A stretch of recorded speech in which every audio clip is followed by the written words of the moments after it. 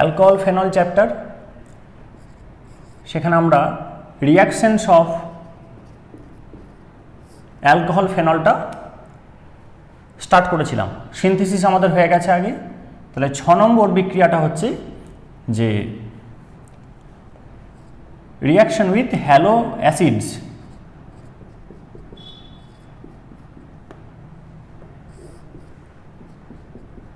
Hello acid অর্থাৎ HBr, HCl, HI এরা, HFটা দেওয়া হয় না।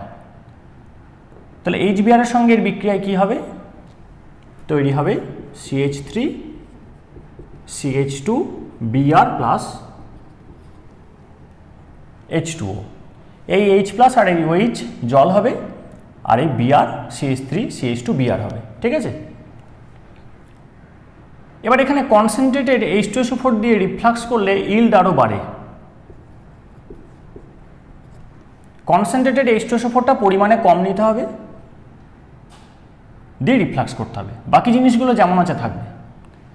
তাহলে এই বিক্রিয়াটার মেকানিজমটা কি? ক্রিয়া কৌশল,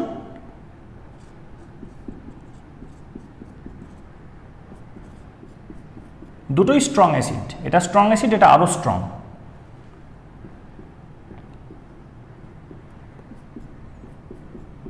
তাহলে স্ট্রং অ্যাসিড থেকে যে H+ পেলাম, অক্সিজেনের লোন পেয়ার সেই H+টাকে নিল। ঠিক আছে, তাহলে অ্যালকোহলের হাইড্রক্সিল গ্রুপটা প্রোটোনেটেড হয়ে গেল।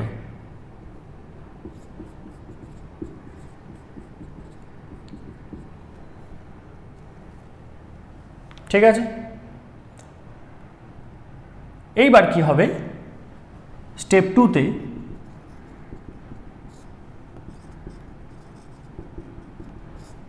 আমি যদি এই কার্বনটাকে ফ্লাইং ওয়েজে লিখি,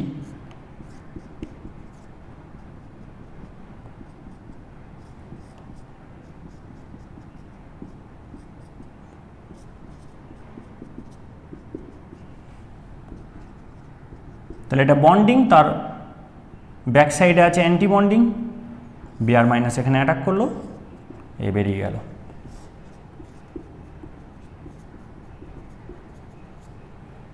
CH3 CH2 Br। ঠিক আছে, আর জল বেরিয়ে যাচ্ছে। এটা ভালো লিভিং গ্রুপ, কারণ বেরোনোর পর নিউট্রাল। এবার যদি এটা স্টেরিক রিপালশন বেশি থাকে তখন কী হবে? তখন এটা নিজে থেকেই বেরিয়ে যাবে। বেরিয়ে গিয়ে যে কার্বোকাটায়নটা তৈরি করবে সেটা স্টেবল হবে, কারণ সেটা 2 ডিগ্রি বা 3 ডিগ্রি। স্টেরিক রিপালশন বেশি অর্থাৎ এখানে হাইড্রোজেন নেই, তার পরিবর্তে মিথাইল বা ইথাইল আছে, তাহলে সেখানে জলটা নিজে থেকেই বেরিয়ে যাবে, তারপর Br মাইনাস যোগ হয়ে এটা তৈরি করবে। তাহলে এটা হ্যালো অ্যালকেনস পাচ্ছি। ঠিক আছে, এটার পরিবর্তে আমরা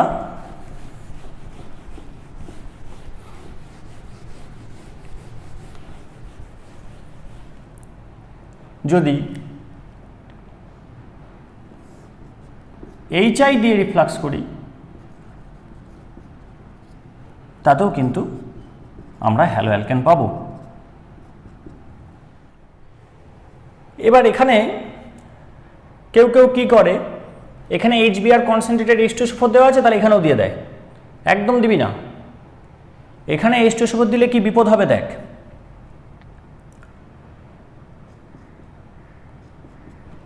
HI মানে হচ্ছে H প্লাস I মাইনাস। এবার I মাইনাস কি?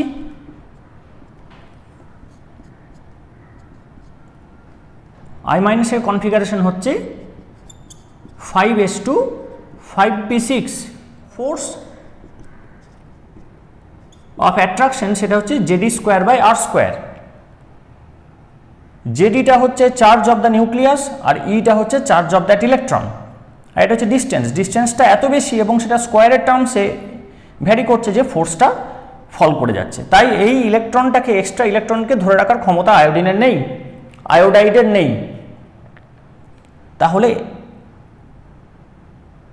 এটা ছেড়ে দিতে পারে, সেই জন্য HI is a good reducing agent.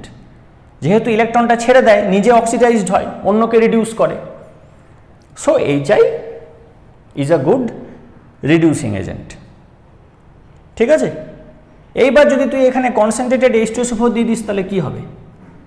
H2SO4 is oxidising agent, তাহলে এ রিডিউসিং এজেন্ট অর্থাৎ রিডাক্ট্যান্ট, এ অক্সিডাইজিং এজেন্ট অর্থাৎ অক্সিডান্ট। তাহলে কি হবে, HI কে রিডিউস করে দেবে, এ কে অক্সিডাইজ করে দেবে। H2SO4 will oxidise HI and HI will reduce H2SO4। ঠিক আছে, তো H2SO4 কিভাবে ভাঙে? কনসেন্ট্রেটেড H2SO4 H2O হয়, SO2 হয় আর একটা O হয়। তাহলে H2O SO2 আর একটা O, তাহলে কটা অক্সিজেন হলো? 1 2 3 আর 1 4, একটা সালফার, দুটো হাইড্রোজেন। এইবার তাহলে দুটো HI লাগবে, তাহলে ওই অক্সিজেন আর দুটো হাইড্রোজেন মিলিয়ে হবে H2O, আর এই অক্সিজেনটা দুটো ইলেকট্রন এখান থেকে গ্রহণ করলো, এ হয়ে গেল I2। তাহলে এটা -1 থেকে হয়ে গেছে 0, আর এটা +6 আছে, +6 থেকে কত হয়েছে? +4। ঠিক আছে, তাহলে H2SO4 কি হলো? রিডিউসড হলো ফ্রম +6 টু +4, আর এ অক্সিডাইজড হলো ফ্রম -1 টু 0। তাহলে এখানে কনসেন্ট্রেটেড H2SO4 দিলে কি হবে? HIটা নষ্ট হয়ে যাবে। তাই এখানে শুধু HI দিয়ে রিফ্লাক্স, আর এখানে HBr কনসেন্ট্রেটেড H2SO4 দিয়ে রিফ্লাক্স। এবার HBr এর থেকে HI হচ্ছে স্ট্রং অ্যাসিড, কারণ I- মোর স্টেবল। এই মাইনাসটা ধরে রাখাটা ব্রোমিনের থেকে এর পক্ষে ইজি, কারণ সাইজ বড়, চার্জ ডেন্সিটি ফল করবে। তাহলে HBr এর থেকে HI হচ্ছে স্ট্রঙ্গার অ্যাসিড, ফলে এখানে শুধু HI দিয়েই বিক্রিয়াটা হবে। তাহলে গুলিয়ে ফেললে হবে না। এবার ধর এই দুটো করালাম, আর পরীক্ষায় চলে এলো এইটা।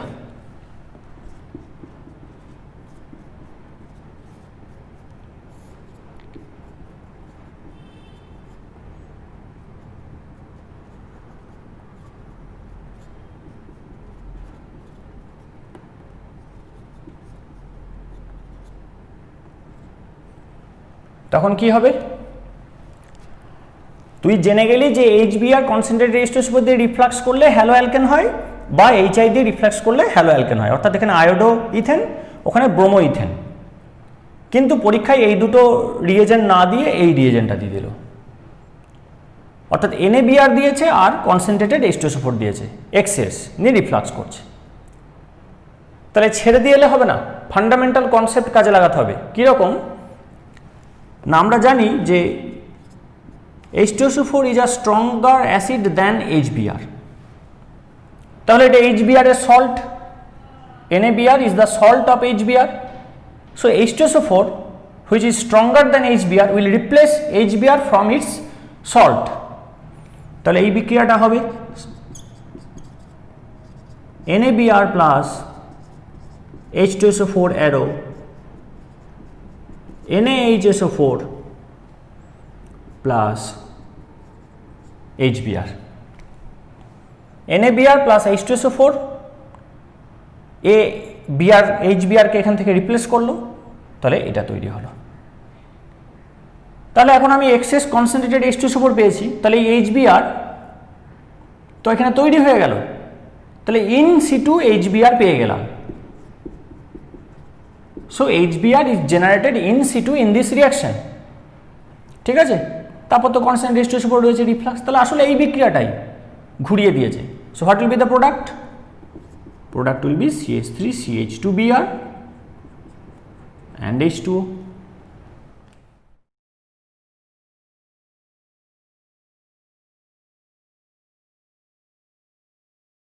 PCl3 এর সাথে বিক্রিয়া করলে কি হবে, বা PCl5 এর সাথে বিক্রিয়া করলে কি হবে? Reaction with phosphorus halides. তো এখানে CH3OH আর PCl5 বিক্রিয়া করে কি হবে? CH3Cl হবে, হ্যালো অ্যালকেন প্লাস। এবার এটার ক্ষেত্রে এটা 3 মোলস লাগবে, কারণ এই 3টে ক্লোরিনই রিপ্লেস হয়ে যাবে। তাহলে এখানে হবে 3CH3Cl আর এখানে হবে H3PO3।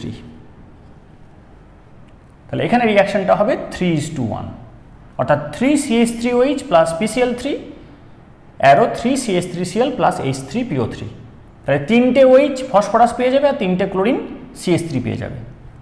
আর PCl5 এর ক্ষেত্রে রিঅ্যাকশনটা হবে 1:1, এখানে হবে CH3Cl আর এই H আর একটা Cl হবে HCl। ঠিক আছে,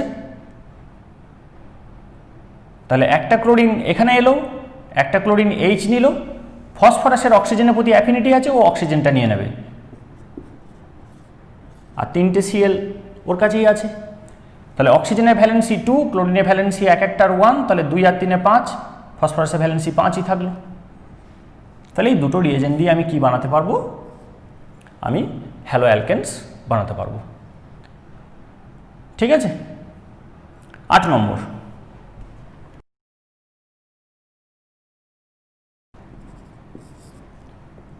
যদি থায়োনিল ক্লোরাইড দিই SOCl2 আর পিরিডিন দিয়ে যদি রিফ্লাক্স করা হয় তখন কি হবে? CH3 বন্ড Cl, তাহলে এখান থেকে একটা ক্লোরিন এখানে ঢুকলো, আর SO আর এই অক্সিজেন SO2 হয়ে বেরিয়ে যাবে। তাহলে একটা ক্লোরিন এখানে এলো, SO আর ও SO2 হলো, আর তাহলে কি পড়ে আছে? একটা H একটা Cl পড়ে আছে, HCl। ঠিক আছে। পিরিডিন করবে ওই HClটাকে ধরে ফেলবে,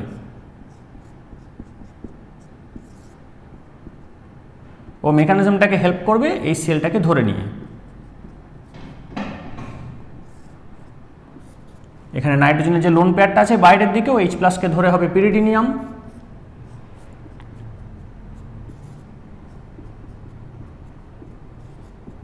পিরিডিনিয়াম ক্লোরাইড।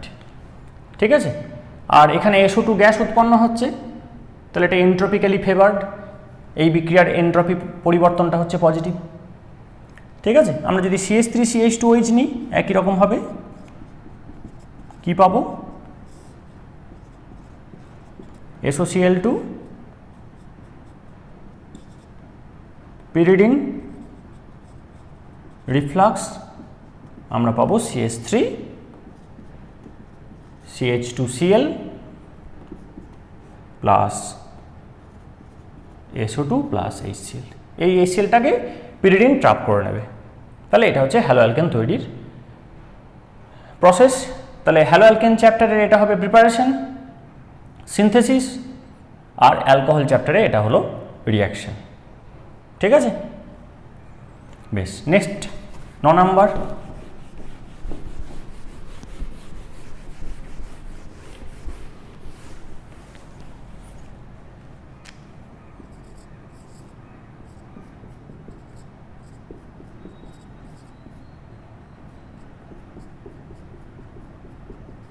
অ্যালকোহলের ভেপার আর অ্যামোনিয়া গ্যাসকে হিটেড অ্যালুমিনার ওপরে পাস করানো হলো,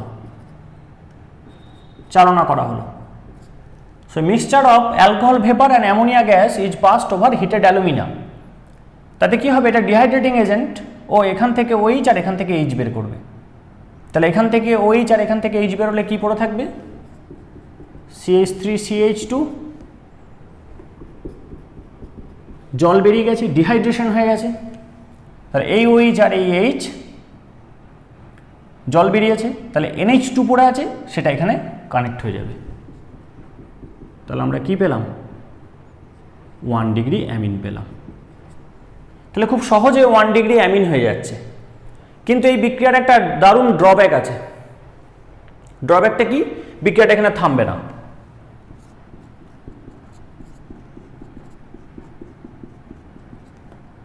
এখানে আবার হাইড্রোজেন রয়েছে, এটা আবার একটা অ্যালকোহলের সাথে রিঅ্যাক্ট করবে।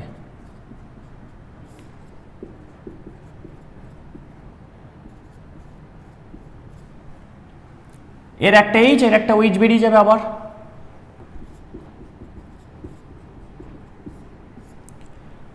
তাহলে এর একটা H আর এর একটা OH যদি জল হয়ে বেরিয়ে যায়, এটা এখানে ঢুকে যাবে। তাহলে CH3CH2 হোল টুয়াইস, এটা হবে NH প্লাস H2O। এবং যদি অ্যালকোহল এক্সেস থাকে তাহলে আবার হবে বিক্রিয়াটা,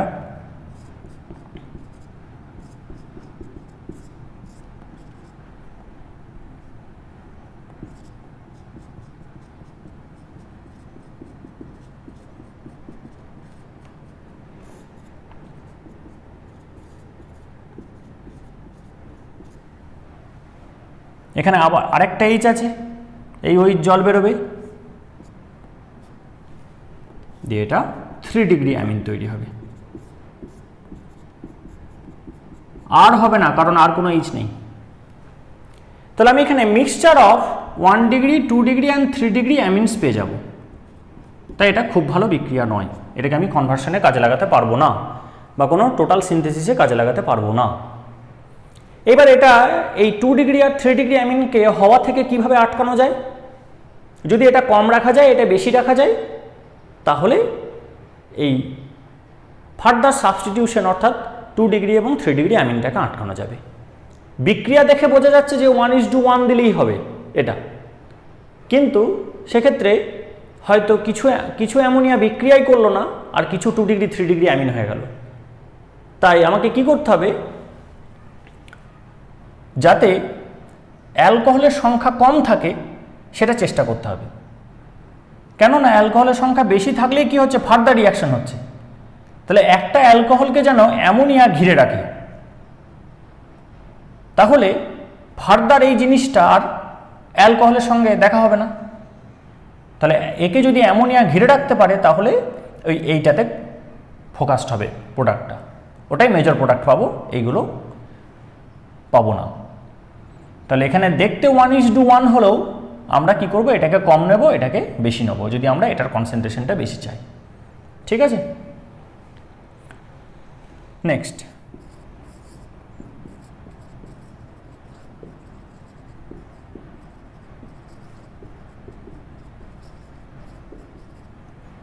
Dehydration of alcohols.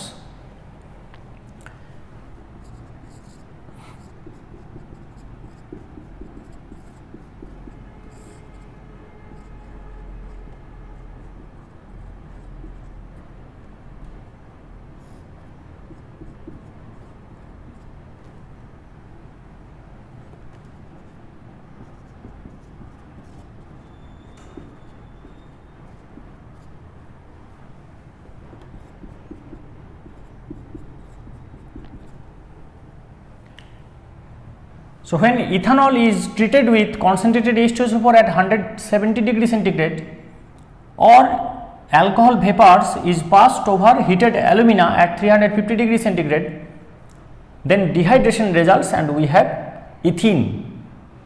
তাহলে এখান থেকে একটা OH বেরোচ্ছে, এখান থেকে একটা H বেরোচ্ছে, দিয়ে জল বেরোলো, এখান থেকে একটা H বেরোচ্ছে, এখান থেকে একটা OH বেরোচ্ছে, জল বেরোলো আর একটা পাই বন্ড তৈরি হলো, ফলে আমরা অ্যালকিন পেলাম। তাহলে ডিহাইড্রেশন অফ অ্যালকোহলে কি উৎপন্ন হয়, অ্যালকিন উৎপন্ন হয়। এটা হচ্ছে 1 ডিগ্রি অল। এবার 2 ডিগ্রি অল নিয়ে দেখা যাক।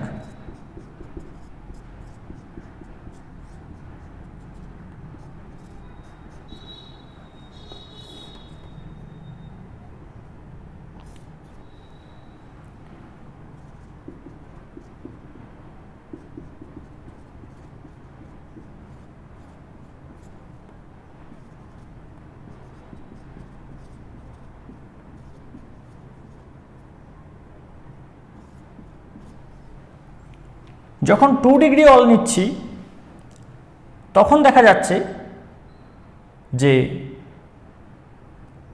H2SO4 এর পার্সেন্টেজটা 100% না হলেও হবে বা 95% না হলেও হবে, 85% H2SO4 দিয়েই ডিহাইড্রেশনটা সম্ভব হচ্ছে।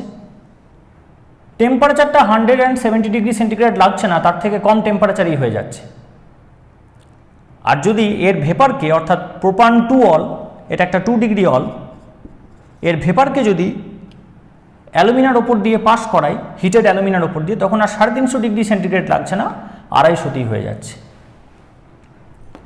প্রোডাক্ট হচ্ছে প্রোপিন। তাহলে কি হলো, CH3 single bond CH, double bond CH2, এখান থেকে OH, এখান থেকে H বেরোচ্ছে। তাহলে 1 ডিগ্রি অলের যে কন্ডিশনটা লাগছে তার থেকে রিল্যাক্সড কন্ডিশনে কিন্তু 2 ডিগ্রি অলের ডিহাইড্রেশনটা হচ্ছে। এটা ইথিন তৈরি হলো, এটা প্রোপিন তৈরি হলো। এরপর 3 ডিগ্রি অল নিয়ে দেখা যাক।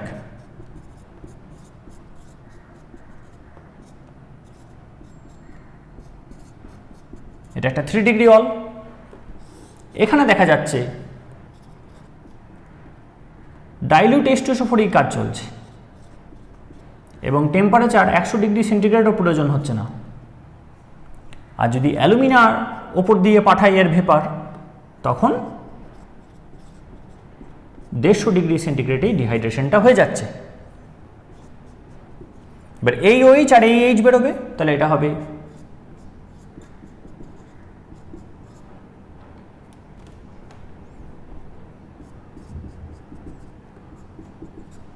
Two methyl propene. ঠিক আছে, CH3 bond C bond CH3, এখানে একটা বন্ড CH3, এখানে একটা বন্ড OH, তাহলে এটা 2 মিথাইল প্রোপান 2 অল, অর্থাৎ একটা 3 ডিগ্রি অল। ডিহাইড্রেশনের ফলে এই OH আর পাশের H বেরোলো, এই Hটাও বেরোতে পারে, এই Hও বেরোতে পারে, একই জিনিস। তাহলে এখানে একটা পাই বন্ড হবে। So it will be 1 2 3, set is propane, double bond আছে, তাহলে প্রোপিন 2 নম্বরে মিথাইল আছে, 1 নম্বর 2 নম্বরে মিথাইল আছে, so it is 2 methyl propene. তাহলে আমরা এখানে কি দেখছি যে when we are switching from 1 degree all to 2 degree all and 2 degree all to 3 degree all, the condition for the reaction is getting relaxed. এটা কেন হচ্ছে? এটা বুঝতে গেলে মেকানিজমটা জানা দরকার।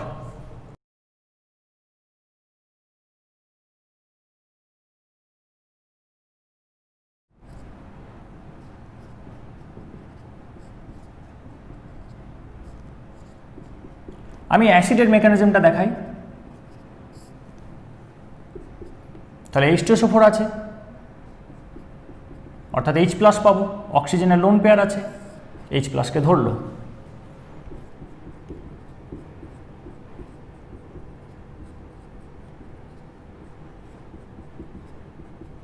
তাহলে অ্যালকোহলটা প্রোটোনেট হয়ে গেল, এই হাইড্রোক্সিল গ্রুপটা প্রোটোনেট হলো।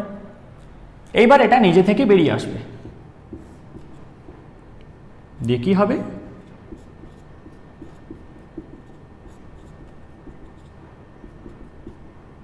প্লাস জল। তাহলে এটা 3 ডিগ্রি কার্বোক্যাটায়ন তৈরি করলো। ঠিক আছে, কোনটা স্লো স্টেপ? এটা স্লো স্টেপ, কারণ এখানে বন্ডটা নিজে থেকে ভাঙছে। এবার 3 ডিগ্রির পরিবর্তে যদি 1 ডিগ্রি নিয়ে স্টার্ট করা হয়,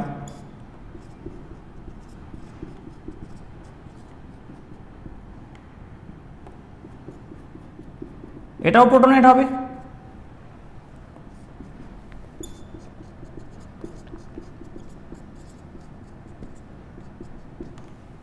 ঠিক আছে, এবার এটাও বেরিয়ে আসবে।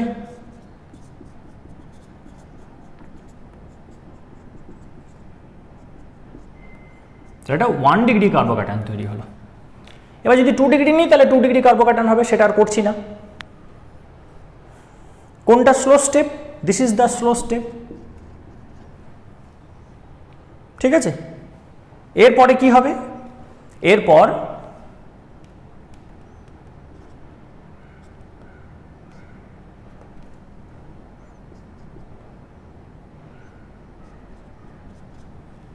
এরপর মিডিয়ামে যে জল তৈরি হচ্ছে, সেই জল এই Hটাকে বের করে নেবে।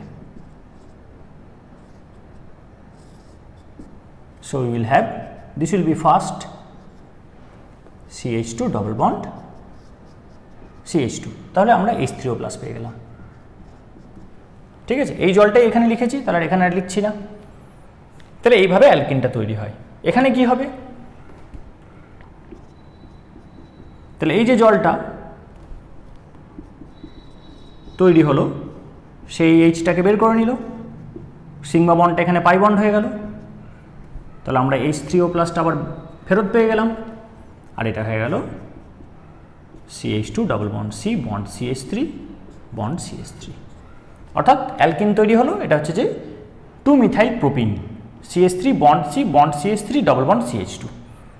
ঠিক আছে, এইভাবে তৈরি হয়। এটাও ফার্স্ট স্টেপ। কনসেন্ট্রেটেড H2SO4 দেওয়া আছে, তাহলে এটাও ফার্স্ট, এটাও ফার্স্ট। তাহলে which one is the rate determining step? The slow steps are the rate determining steps for this reaction. তাহলে আমি যদি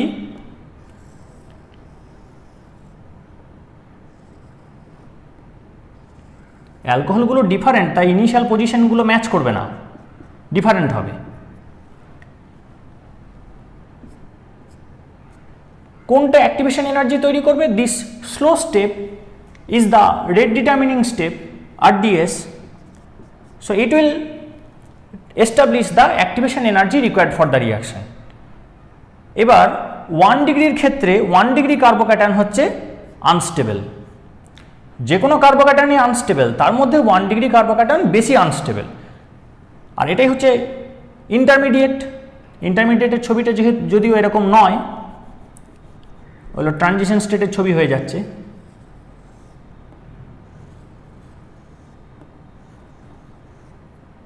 বেটার এরকম আঁকা। তাহলে 1 ডিগ্রিটা কোথায় হবে? এইটা হচ্ছে 1 ডিগ্রি কার্বোক্যাটায়ন, ঠিক আছে, কারণ ওটা আনস্টেবল। এটা হচ্ছে 2 ডিগ্রি কার্বোক্যাটায়ন, এটা এনার্জির প্লট। তাহলে 2 ডিগ্রি কার্বোক্যাটায়নের এনার্জি 1 ডিগ্রির থেকে কম, তাহলে এটা কম্পারেটিভলি মোর স্টেবল। 3 ডিগ্রি কার্বোক্যাটায়ন হচ্ছে সবচেয়ে বেশি স্টেবল, তার কারণ এখানে 3 দিক দিয়ে প্লাস আই এফেক্ট আছে। আর কতগুলো হাইপার কনজুগেশন? 9টা হাইপার কনজুগেশন। আর এখানে শুধুমাত্র এক দিক দিয়ে প্লাস আই এফেক্ট আছে এবং 3টে হাইপার কনজুগেশন। তাহলে স্টেবিলিটি অফ দ্য কার্বোক্যাটায়ন্স, এবং এখানে এরা কি? এখানে এরা ইন্টারমিডিয়েট, সেটা হচ্ছে যে 3 degree greater than 2 degree greater than 1 degree.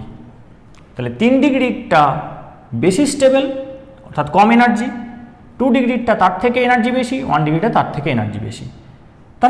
তাহলে অ্যাক্টিভেশন এনার্জিটা কার কম? 3 ডিগ্রির কম।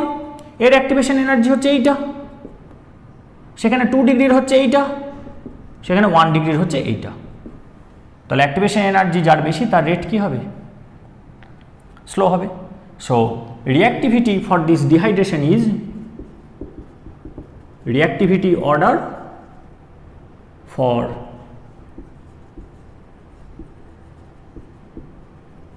dehydration, it will be 3 degree greater than 2 degree greater than 1 degree.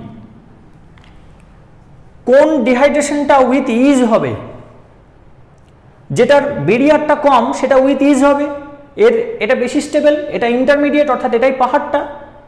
তাহলে এই রিয়াকশনটা তাড়াতাড়ি হবে, উইথ ইজ হবে, সেই কারণে কম টেম্পারেচারে হয়ে যাচ্ছে। সেই জন্য এটাতে লাগছে অ্যালুমিনা 150 ডিগ্রি সেন্টিগ্রেড, বা কনসেন্ট্রেটেড H2SO4 লাগছে না, ডাইলিউটেই হয়ে যাচ্ছে। ডাইলিউট H2SO4 20% এবং 85 ডিগ্রি সেন্টিগ্রেডে হয়ে যাচ্ছে। কিন্তু এখানে কন্ডিশনটা অনেক ভিগোরাস লাগছে। এখানে অ্যালুমিনা দিলে লাগছে 3.5 ডিগ্রি সেন্টিগ্রেড, 350 ডিগ্রি সেন্টিগ্রেড, আর H2SO4 দিলে সেটা কনসেন্ট্রেটেড নিতে হচ্ছে এবং 170 ডিগ্রি সেন্টিগ্রেড নিতে হচ্ছে। তাছাড়া এটা হচ্ছে না। তার কারণ হচ্ছে এই একমাত্র barrier, barrier less activation energy, তাহলে কম টেম্পারেচারই পেরিয়ে চলে যাবে। তাহলে এখানে কম টেম্পারেচার লাগছে। 1 ডিগ্রির ক্ষেত্রে কি হচ্ছে? বেশি টেম্পারেচার লাগছে, তাছাড়া বিক্রিয়াটা হচ্ছে না, কারণ অ্যাক্টিভেশন এনার্জিটা বেশি।